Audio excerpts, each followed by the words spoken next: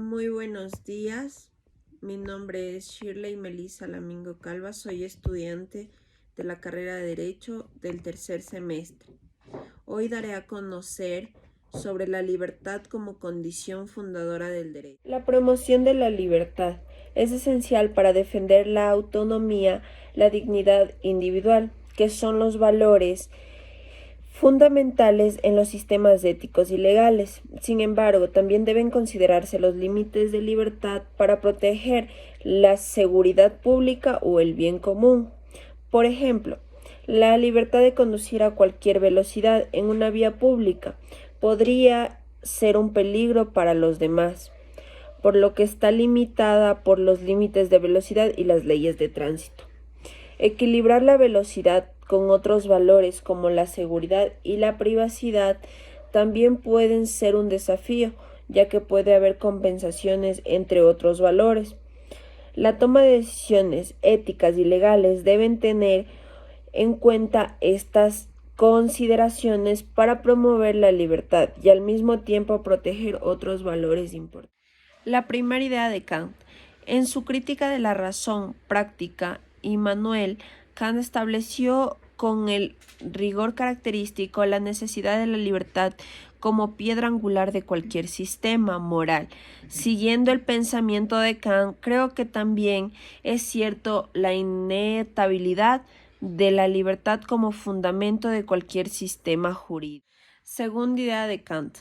La tarea así planteada puede parecer imposible, pero se sabe que Kant abordó el problema mediante dos percepciones inevitables, la herencia y la extinción, es decir, el tiempo y el espacio que existen antes de cualquier experiencia sensible. Solo un hombre dotado de razón puede concebir la norma básica de lo que Kant llama la forma legislativa universal, que es la base de su la aporía fundamental de la libertad. Si no existen tales condiciones, no se puede proclamar los derechos humanos. ¿Por qué? Al hacerlo, nosotros debemos hacer uso de los elementos legales en los que se basa la libertad.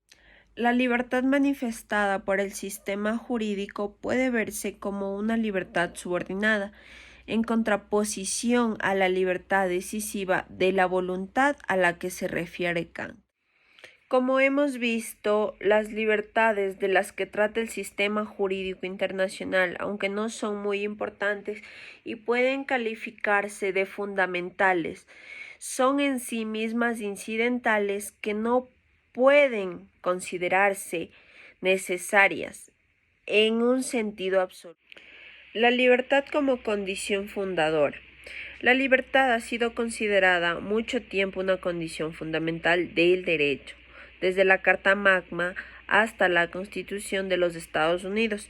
El concepto de libertadores individuales ha estado consagrado en documentos legales a lo largo de la historia.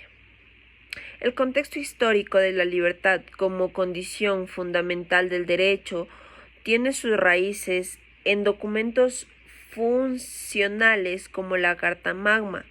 Este documento, firmado en 1215, establecía el principio de que el rey estaba sujeto al Estado de Derecho y que las libertades individuales estaban protegidas. La Ilustración se desarrolló aún más en el concepto de la libertad del derecho, y pensadores como John Locke enfatizaron la importancia de los derechos y los libertadores individuales.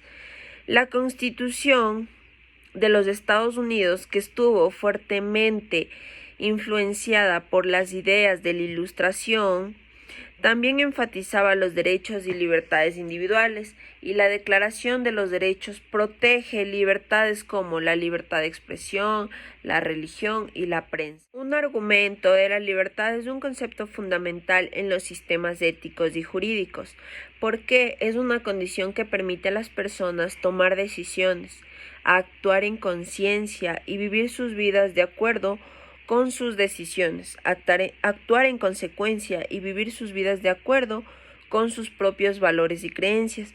Los argumentos filosóficos de Immanuel Kant sobre la libertad se basa en su concepto de autonomía, que define como la capacidad de actuar de acuerdo con los propios principios y valores morales.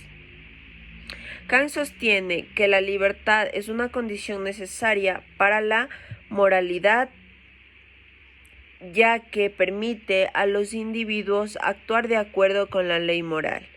Distingue, entre otros reinos, la libertad neuménico y fenoménico, siendo el primero el reino de la razón pura y el segundo el reino de la experiencia empírica.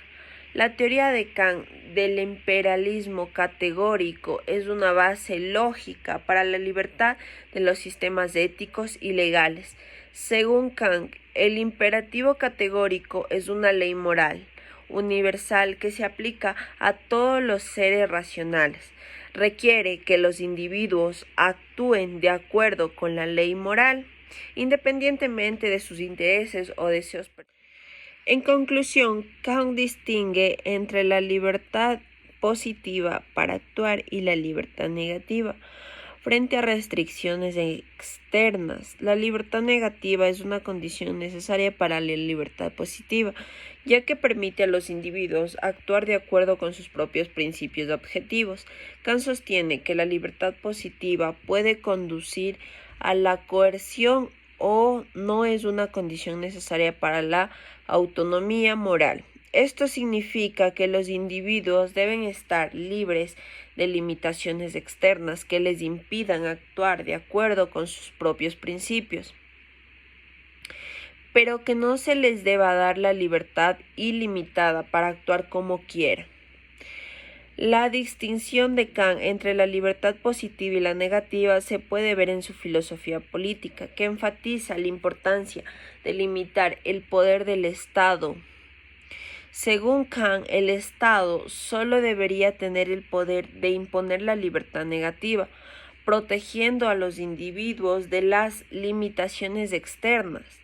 Esto significa que el Estado no debería tener el poder de imponer la libertad positiva, obligando a los individuos a actuar de una determinada manera.